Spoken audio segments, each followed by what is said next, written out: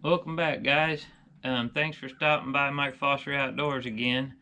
Got another giveaway coming up. I told you guys I had some few more giveaways coming, and this one here, it's not as big as the $100 bait giveaway that me and my friend Josh Collins put together, but it's pretty cool because it's this video is going to be a seminar that Scott Martin did at the Boat and Fishing Expo over in Columbus, Ohio a few weekends ago.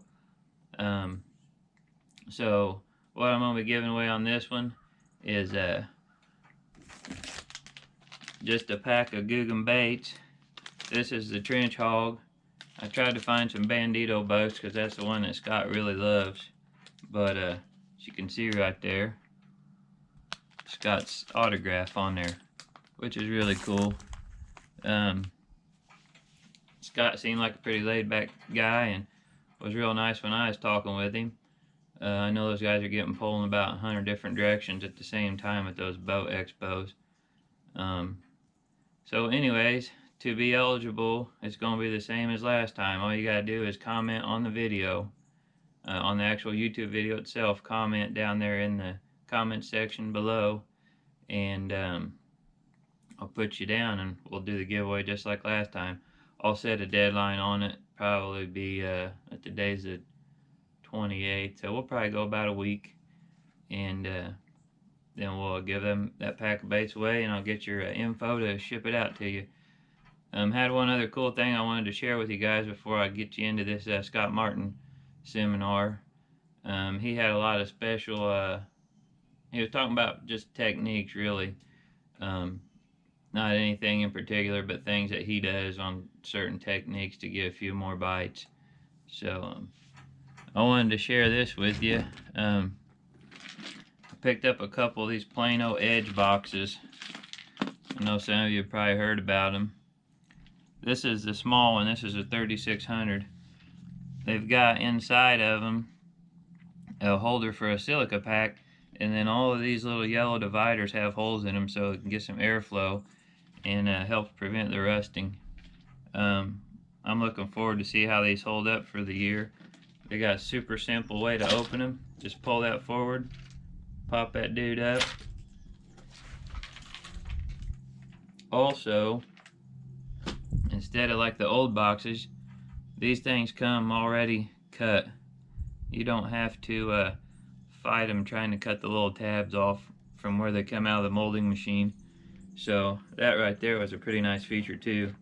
And I've got a bunch of tabs in this box already, and I still have plenty of room for I think I got 4 or 5 left in here, so I could still even put more stuff in this.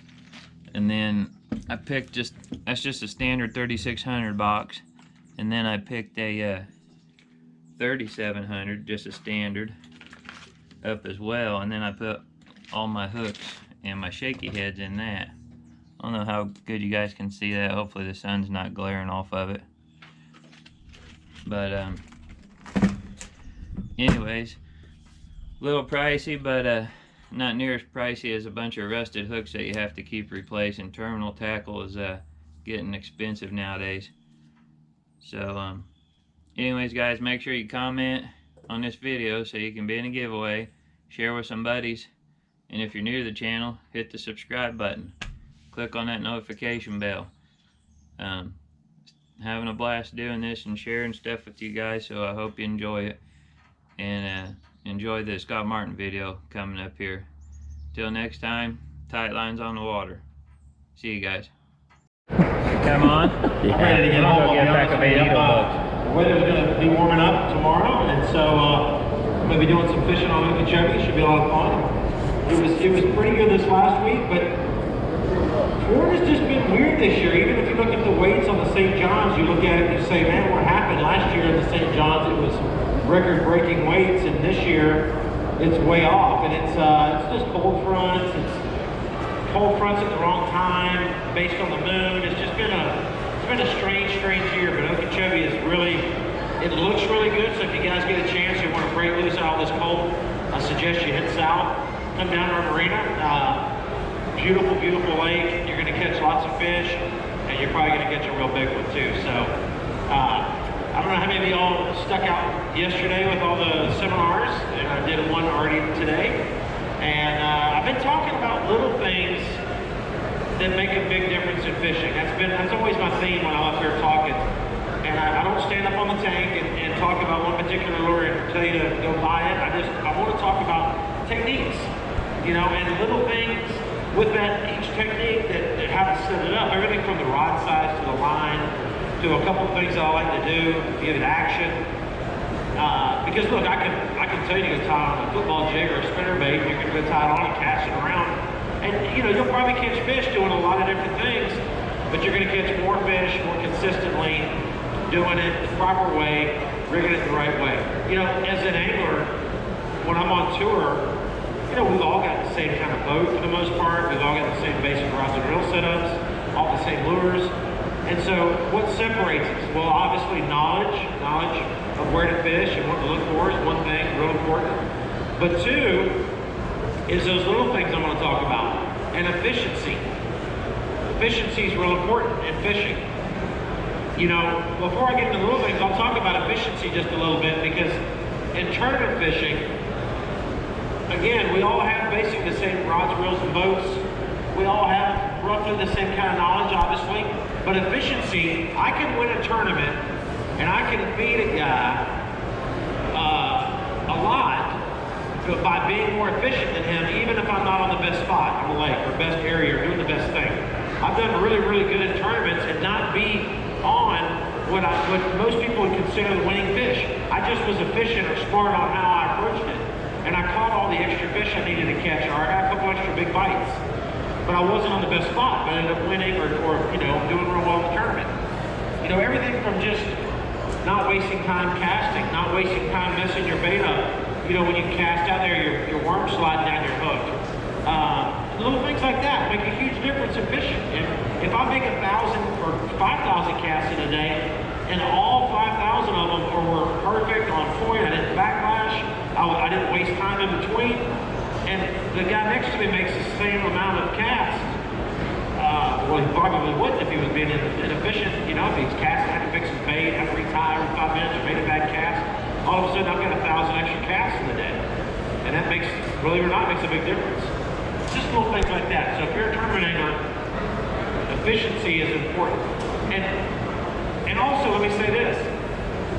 People like to fish fast. There's a lot of young kids now that are fishing and they want to steer the trolling motor, right? And I fish fast and I fish slow and I fish in between. I fish at the pace that I need to fish. But don't get in the habit of thinking, I just got to fish fast. Like I'm running, I got an hour left in the day and I need to just cover as much water as I can and I fish fast. If you move the boat fast and fish fast, you're probably not going to catch them. It's like a balance between being efficient, where you are efficient on the trolling motor, where you're covering water, but yet when you cast and you're retrieving that lure, you're back to normal while you're fishing the retreat. You follow me? Then you're fast getting it out of the water, then you're fast casting it, then you're back to normal. Think about that next time you're out there and you're in crunch time. Because a lot of people make the mistake, and I've done it myself, where you get to crunch time and you're like, man, I've got 1 hour to go, and you're just all of a sudden you're trolling fast, you're casting fast, and you're fishing fast. And when that happens, you really are eliminating your opportunity to catch a fish. You really lessen your chances. So again, troll a motor quicker, cover water quicker, cast quicker, be more efficient quicker, make quicker decisions. But when that bait's in the water, fish it like you were supposed to fish it. So it's like a fast, slow thing, you know what I mean? Like, train yourself to do that. That is a big, big tip, and you'll catch a lot of extra fish, and those last hour of the day or whenever you're really in crunch time will be more meaningful. You'll catch more fish, just trust me.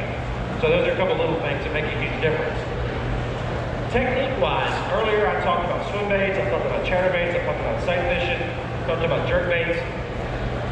I'm thinking about some techniques to talk about. And one would be, I'm trying to think of some ones that I haven't talked about. Spinnerbait fishing. A couple little things on the spinnerbait. It's funny. A lot of people love a spinnerbait, and I know a lot of people that throw a spinnerbait and hardly ever catch them. And they're like, it's weird. Like they throw it, they just don't get bit on very often. A spinnerbait, a common mistake a lot of people make with a spinnerbait is that they do the cast it out, reel it in. Like they're a little too consistent with it, right? If they cast it out, they reel it in a little too fast. That's gonna be the smell. I fish the spinnerbait, and what I mean by that is when I cast that spinnerbait out there, I like to just give it a little bit of life. Not twitching it, not doing anything too crazy, but just reeling it through the water and maybe moving my rod tip angle just slightly, like lift it up a little bit when I'm coming by something, lower it down when I go past it, maybe just a slight hesitation with the reel, maybe one little twitch. Don't go crazy with it, but just give the spinnerbait a little life and a little life of its own, instead of just reeling it right through the water column where it's just constantly steady going. Because those fish seem to not react to it as well. You'll catch a few fish just reeling it straight back to the boat. But you're going to catch more when you're just fishing it. You know what I mean? It's those little subtle things. Again, I throw it up there by the dock and I hold my rod tip up, I bring it down, I move my rod over, I slow it down, I lift my rod, you know, whatever. Think about a shad. When you see the shad go by the boat or some bait fish go by, they're not just going by like the same speed. They're kind of darting around a little bit. You just want to give that spinnerbait a little life. Spinnerbait fishing, I like to fish it on heavier line. Typically, I'll throw it on a 15 to 17 pound line.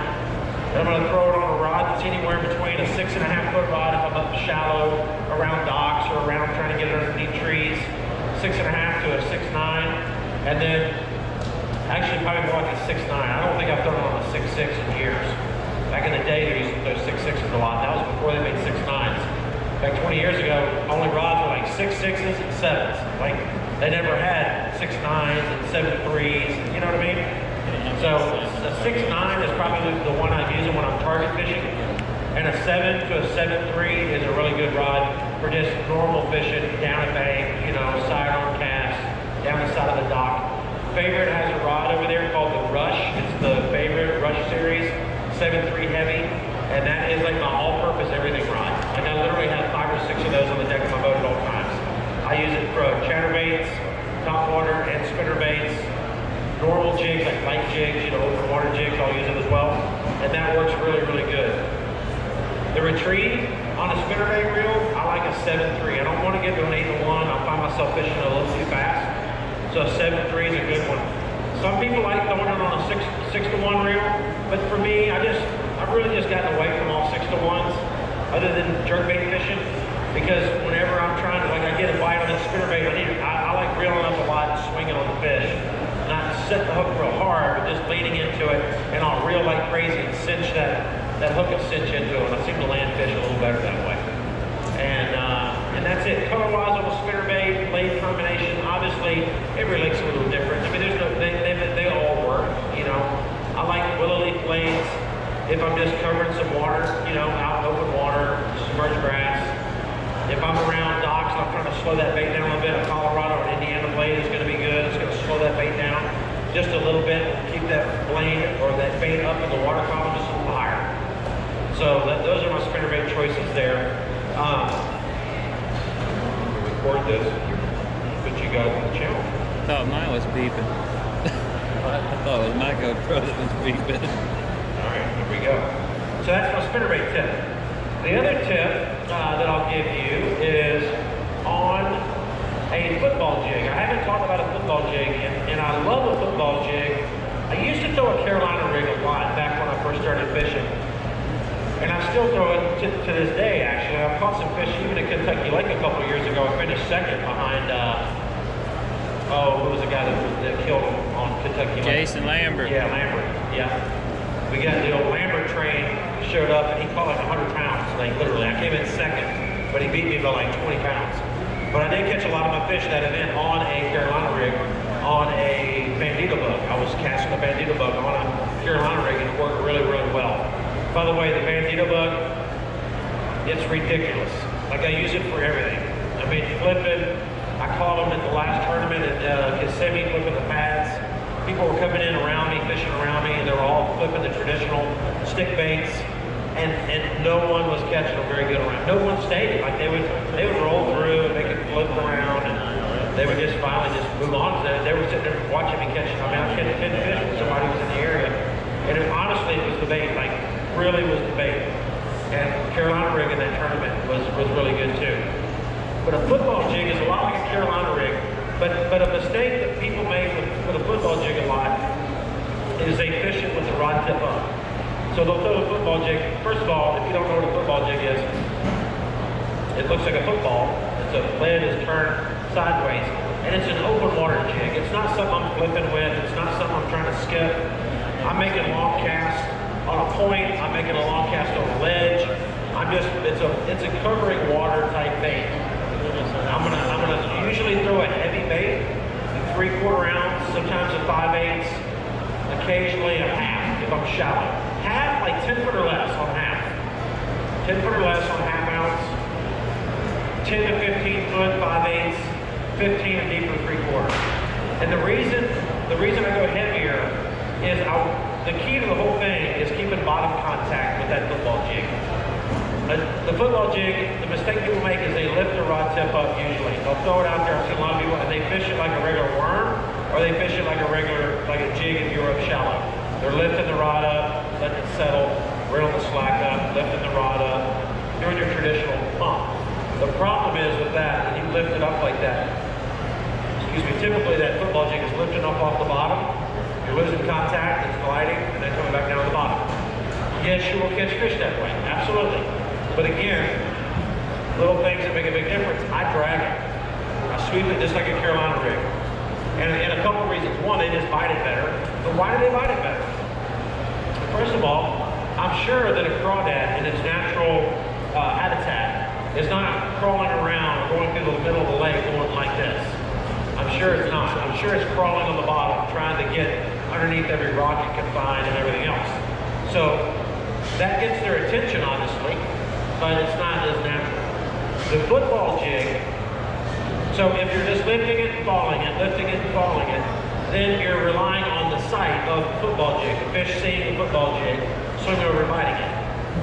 And if the water is not extremely clear, then what is your rating, right? If it was this clear, I mean, the fish is going to see it from far away and swim over.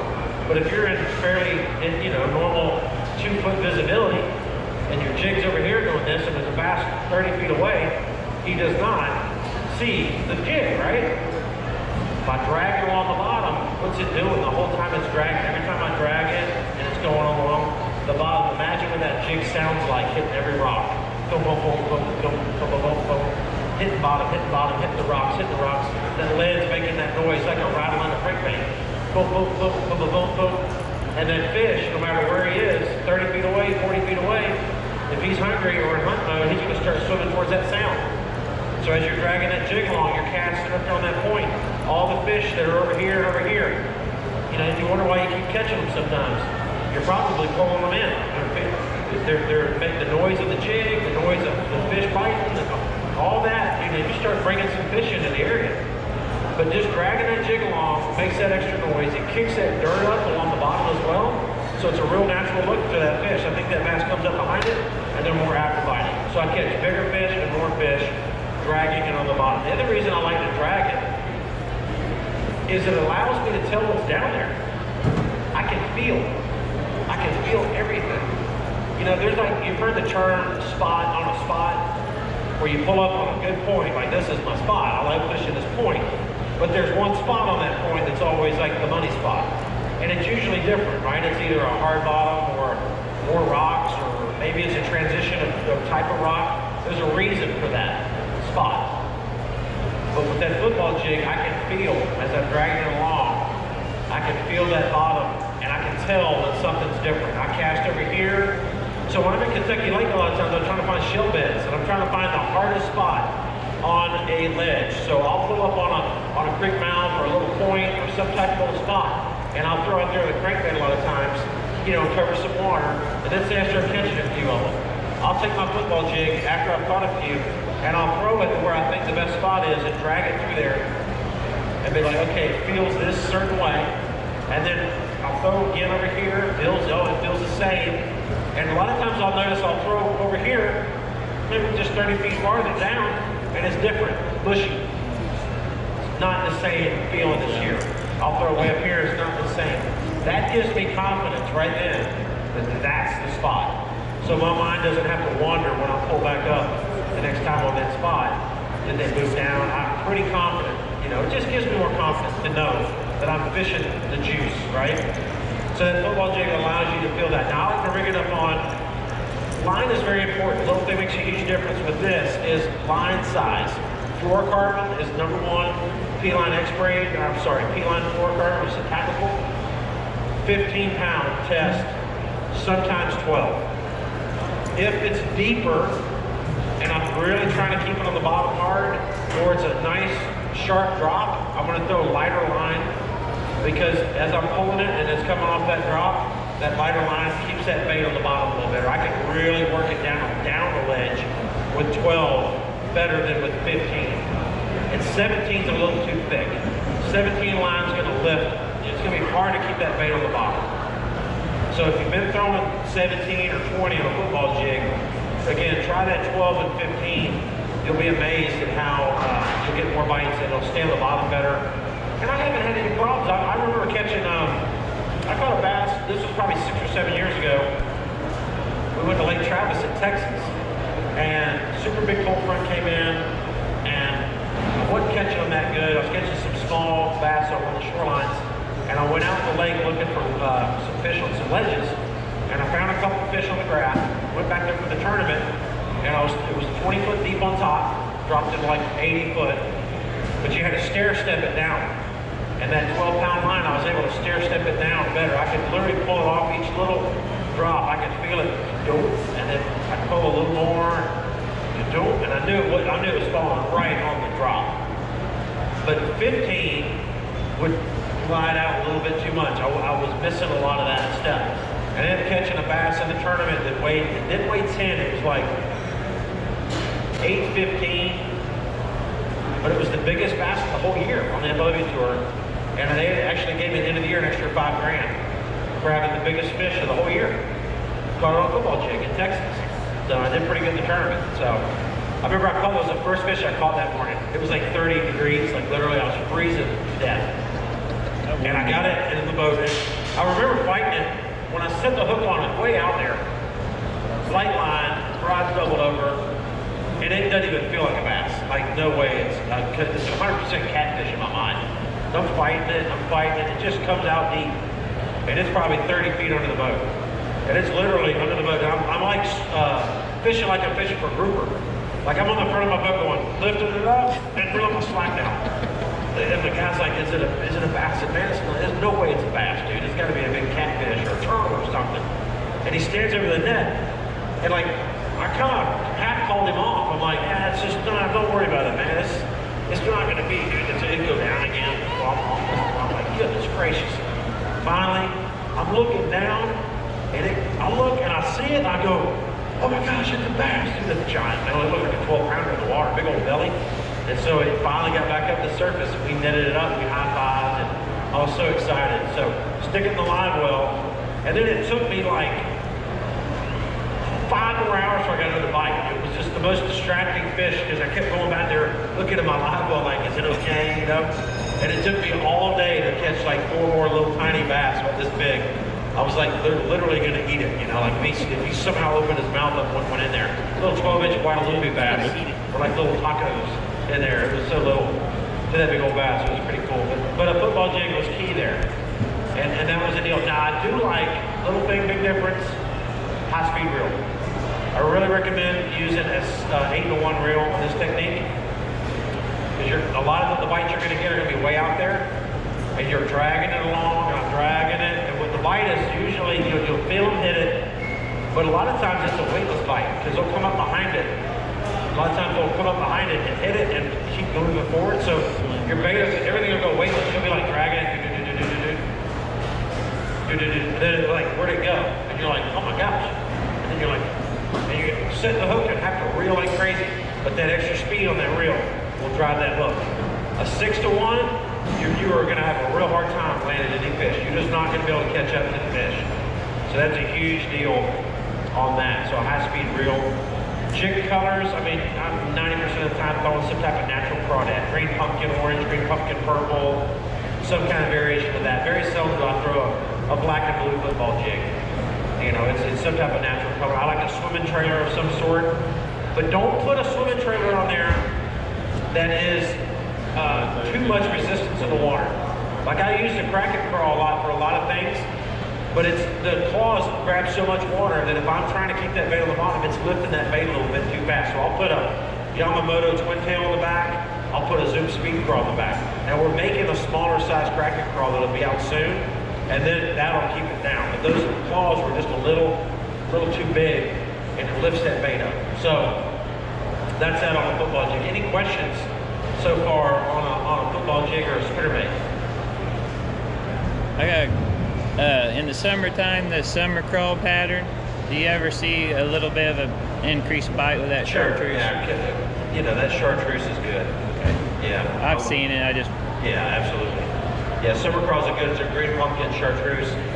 I mean, chartreuse is a good color on a football jig no matter what. No matter when you're fishing, in summer, winter, anything. Chartreuse is good. In the wintertime, you know, you just got to pay attention to what you think the crawdads are doing. Sometimes orange is a key factor for that.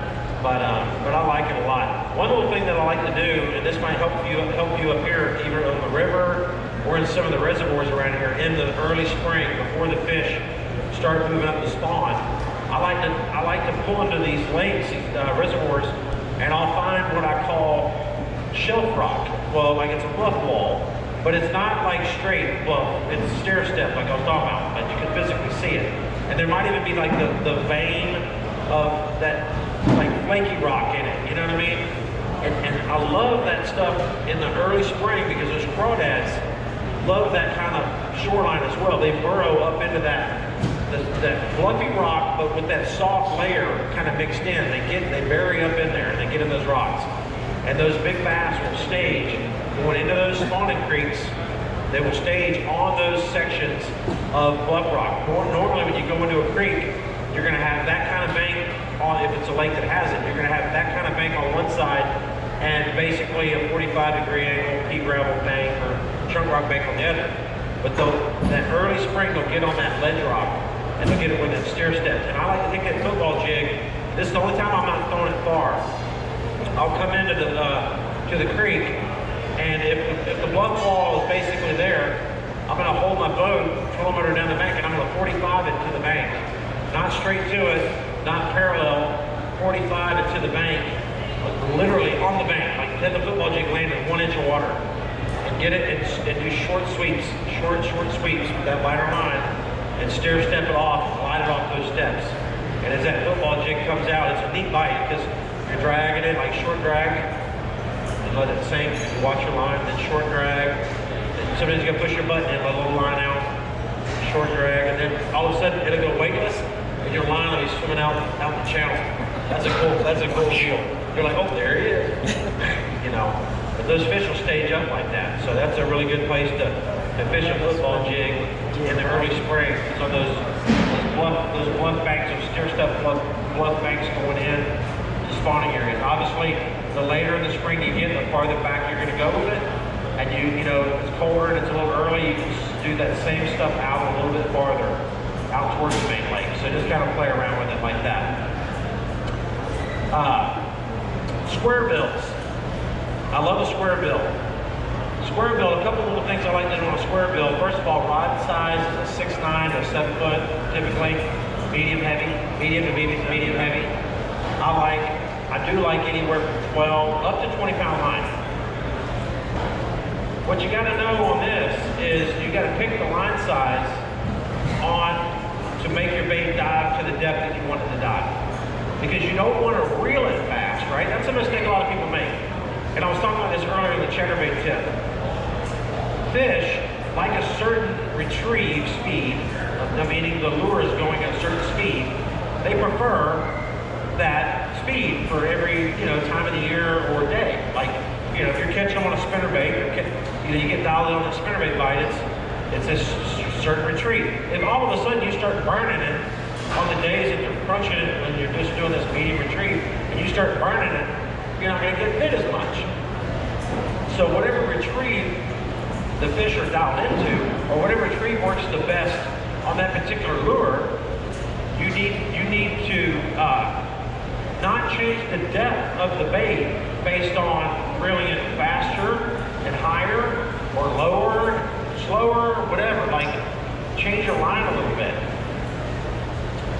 So I'm going to use 12 to 20 pound line. If I'm going down the shoreline around docks, throwing a square bill, like in a 2.0 size, and I'm casting up around docks, and I'm trying to get that bait down to 4 foot of water, you know, I'm probably going to have it on 12 to 15 pound lines, running it down the side of the dock, 12 to 15 pound line, up on the bank, 3-4 foot of water, and that square bill is getting down close to the bottom, probably hit the bottom. If I go around the corner and all of a sudden it's 2 foot of water, flat, but there's still lay down trees down this shallow bank that I want to try, and I keep throwing the same exact crankbait with the same exact 12 pound line as I was on the docks, then I've got to hold my rod up higher and reel slower to keep that bait from not digging down at the bottom. Well, what is that doing? That's now you're offsetting the speed of the lure, which is what they were biting just a minute ago. You've changed that. When you can take the same exact crankbait and go to 17 pound line, have a rod at 17, put the same exact crankbait on 17, make the same exact cast as you were with 12, reel at the exact same speed, the bait's going to come through the water at the same speed and not get dug up in the bottom because you went to 17. I've even gone to 20 when I'm fishing like lay down trees, like really super thick lay down trees, and I just want the bait not really even to dive down into the tree much. I'm just casting between the limbs. 20 is good. Keeps that bait on the surface. If I threw 15 in that same tree, it's going to dive down and get stuck. So adjust your bait depth. And this goes for a lot of baits, chatterbaits, square bills, you know, swim baits. Your line diameter is going to dictate how deep your bait goes on a normal retrieve. And don't change your retrieve to offset your depth. Then you're getting away from being efficient. So, hope that makes a little sense. Any questions on anything?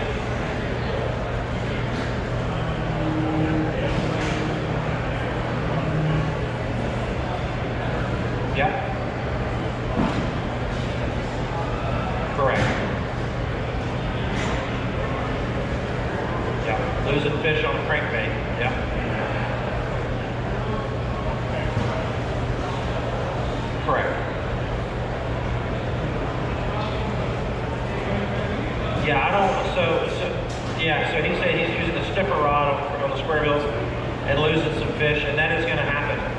If you're making long casts out away from the boat, open water, car cast, way down a bank, I can throw a stiffer rod, right?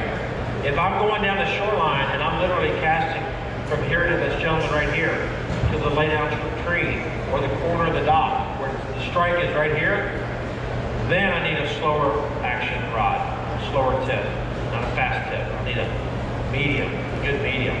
I don't like a noodle. I don't fish with the super noodles. But I want a lot less stiffness. If I'm out there in open water and I'm throwing that noodle rod or the softer rod, and I'm making a bomb cast with it, and I get it way out there, and I lean into it, the same thing's happening because I'm not driving the hooks in properly. So I didn't drive the hooks in well enough, so when the fish jumps from here to the other side of that truck, it slings the big heavy square bill off. You're like, dang it. So pick your rod based on what you're fishing. Again, close contact, a softer rod. Open water, long cast, go up 1 notch. Because by the time you get them out of the boat, they're going to be worn out a little bit. You can play them a little easier. But it's right there, close contact, that gets you in trouble. So I just throw like a medium or just a lot less action. And, you know, every rod company's mediums are different than everybody else's. So, but I do want a rod that's accurate enough too. Because you get, like in fishing, this is how I think as a pro. I can go to this lighter action rod and I may land a few more fish, or I may not lose 1 extra fish. But am I making the best cast I can? Because the rod might be too light and I'm not quite getting it as I was. Maybe I was not throwing it as far. If all of a sudden I'm cutting down on my accuracy and my efficiency, then my mind's going, all right, what do I do? You follow me? So just play with it. But yes, a lighter action rod.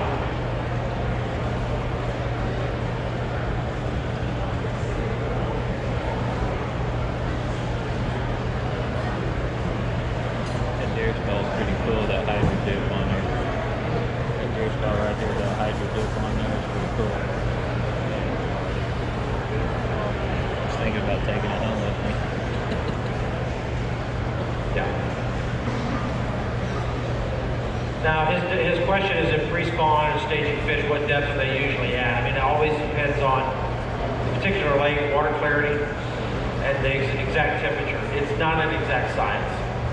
You know, it's cloudy days a lot of times are deeper, I've found, believe it or not, on those cold days.